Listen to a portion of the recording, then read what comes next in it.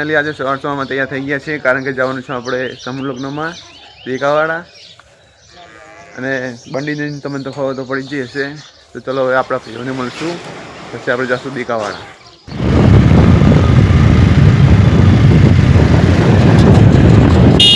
वाह फाटक बंद होती हुई ये हमारा लीडर है क्या हमें को कोई यार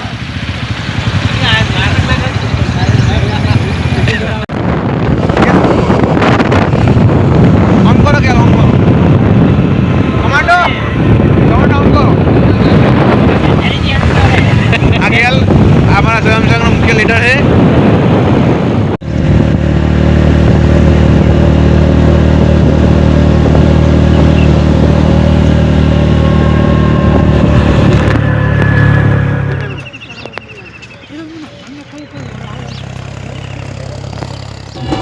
ફાઇનલી મિત્રો આપણે આવી ગયા છે દેકાવાડા સમૂહ લગ્નમાં. ચલો હું તમને ત્યાંનો વ્યૂ બતાવી દઉં છું.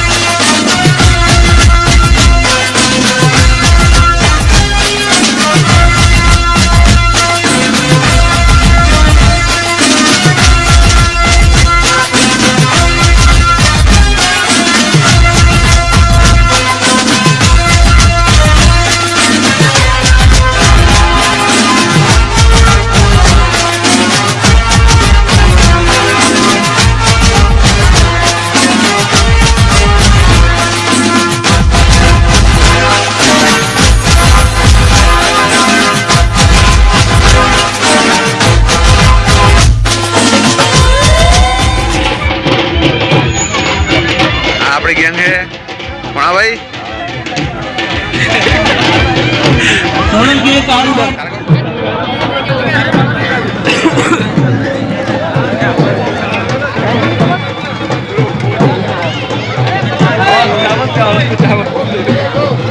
फाइनली चाबा पी ली थी आपने आप विशाल फैमिली है यार આપણે આવીએ ચેકન આપણે ચોરી જવાનું બે આવાર લગન નહીં આપણે. ચલો અમે આંટો મારીને આવે ચોરીએ. તમે જોઈ શકો છો તમે એનું વ્યૂ જોરદાર લાગી રહ્યું બધું. આપણે આજે આપણી ગેંગ જઈ રહી, આપણે એક જવાનું અને જોઈ શકો છો.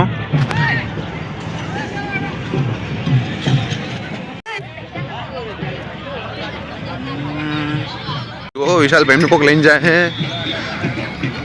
આ આપણું લોકેશન.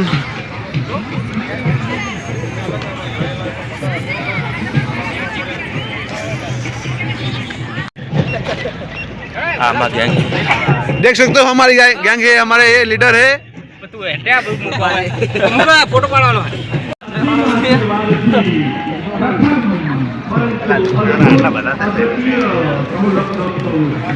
फाइनली હવે આપણે કામે લાગી જવાનું છે હાલ જ. ચલો કામે લાગી જઈએ.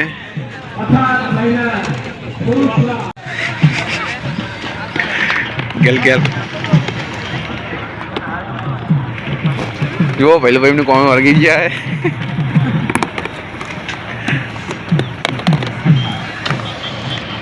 વિશાલભાઈ ડીશ ઉપાડીને જઈ રહ્યા જુઓ તમે.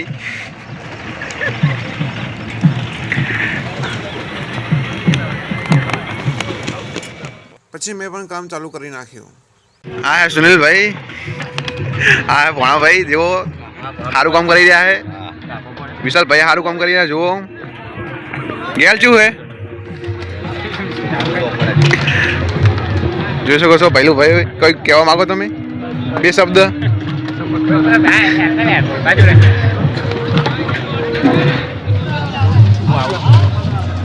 અરે આપણી ગેંગ હે, જોઈ લો તમે.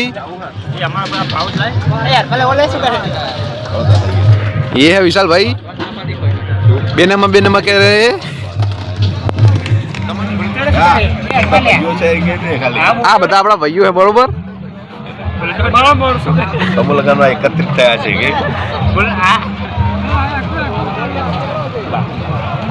2 શબ્દ. આ 2 ભાઈ હે હગા. જય માતાજી. જય માતા બરોબર. તમારે કોઈ બોલું? કમાન્ડો લાઈક કરો, શેર કરો. અમને હવે 5મા મહિનાનું લગ્ન હો આવી જો મુહૂર્ત. શું કર્યું? 2 જ મિનિટ.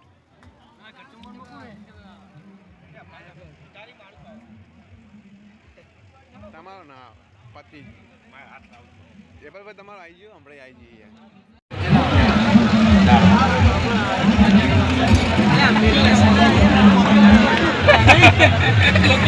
ફાઇનલી જમવાવાળું ચાલુ થઈ ગયું છે. આ હે ભોપિન શાહ, જોઈ શકો છો તમે.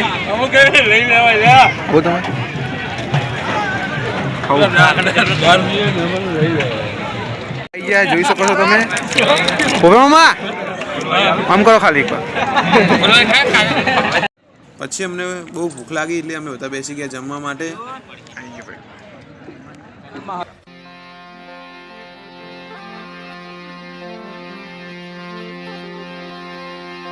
जन जन ली जन को क्या भगत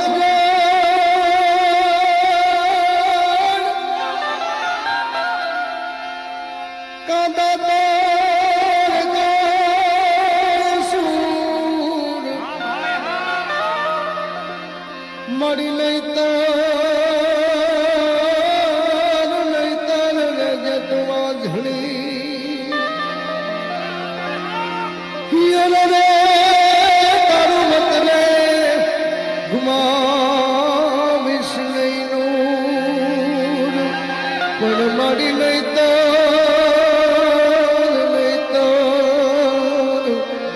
જે તુવા ઝણી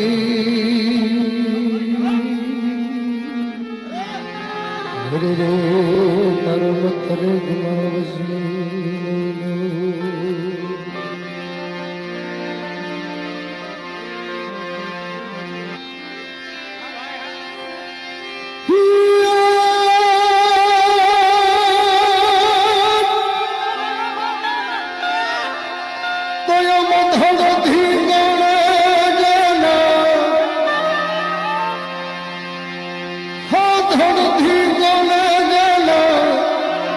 મથડા મહાલે એનો પાલિયો થઈને પૂજાવો રે ભડવૈયા ઠાકોરજી દીઠાવો ભડવૈયા મારે ઠાકોરજી દીઠાવો તો માતા ગુરુ લઈને ભડવૈયા મારે પ્રભુ થઈ નથી રે પૂજાવો.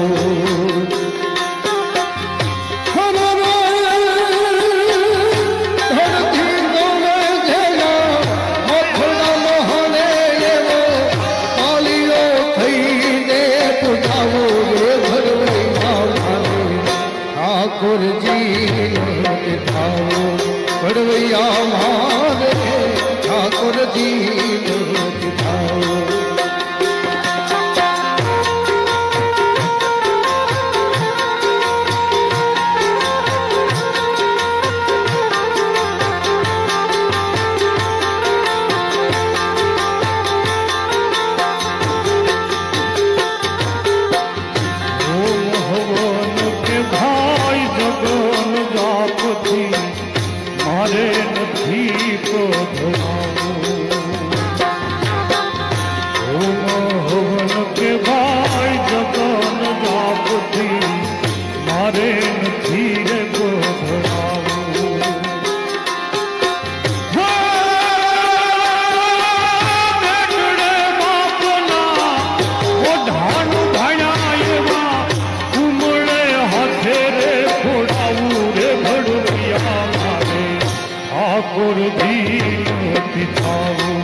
ઘડવૈયા મારે ઠાકોરજી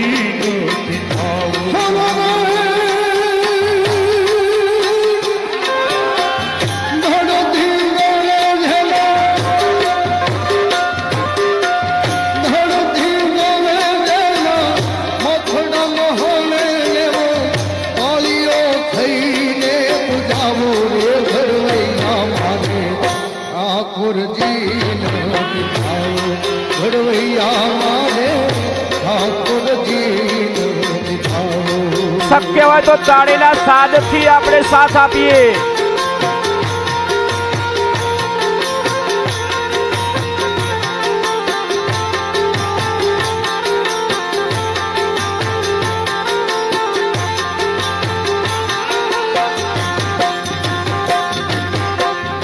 બહુ સરસ દીકરીઓ દ્વારા અહીંયા પ્રસ્તુતિ કરવામાં આવી. લગ્ન પ્રસંગ હતો, હું એવું માનું, પણ એક શૌર્યવંતા જે આપણે તલવાર રાસ જે જોયો કે ધડધીંગાણે જેના માથા મહાણે.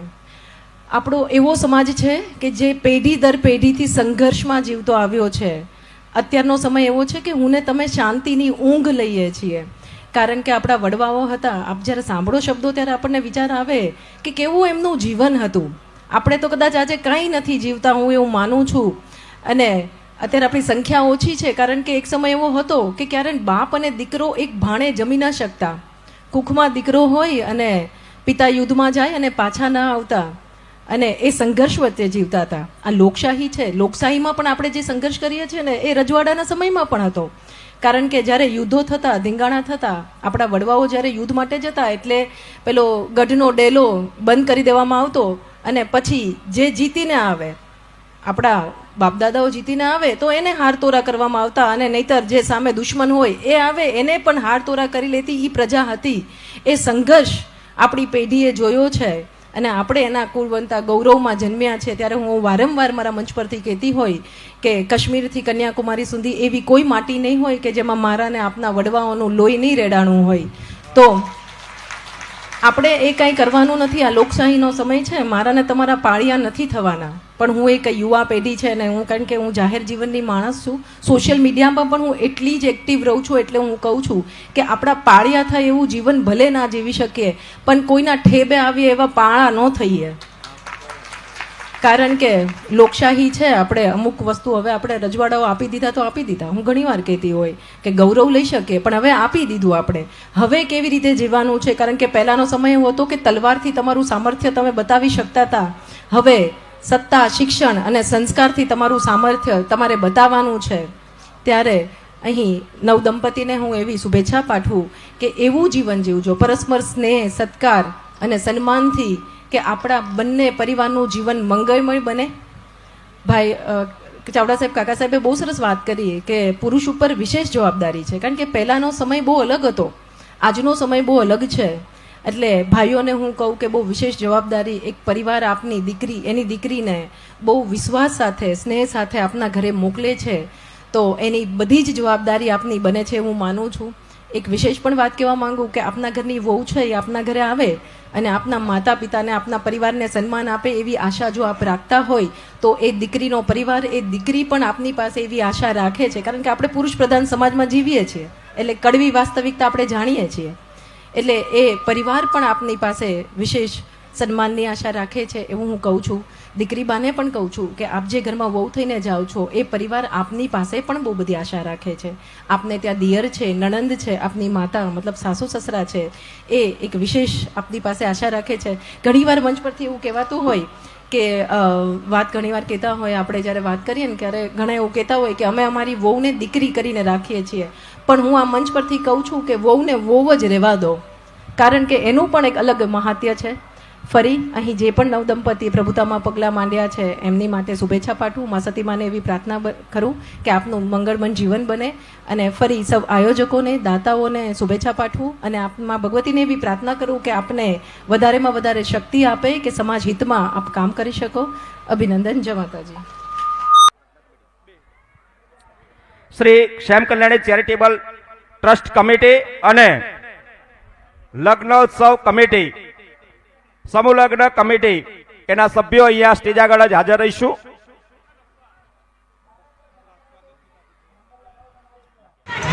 ફાઇનલી સમૂહ લગ્ન પૂરો થઈ ગયો છે અને આજનો બ્લોગ અહીંયા પૂરો કરીએ છીએ અને હવે મળશું એક નવા બ્લોગ સાથે.